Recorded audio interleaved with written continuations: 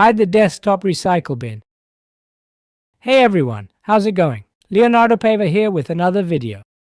In this video, I'll show you how to hide the recycle bin from your desktop. It's quick and easy if you want a cleaner look.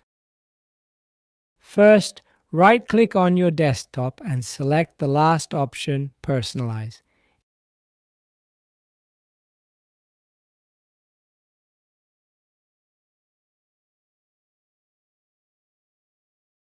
In Themes, move your mouse cursor and click on Desktop Icon Settings.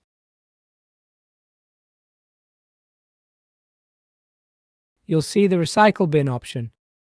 What's next? Click on it to uncheck the option, then click Apply and OK. When you go back, the recycle bin will be gone. To bring it back, reverse the process. Right-click, Personalize, Themes, Desktop Icon Settings, and check the Recycle Bin option.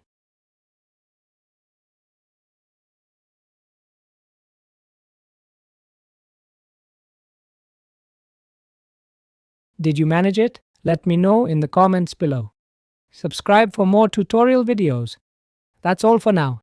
Take care and God bless. See ya.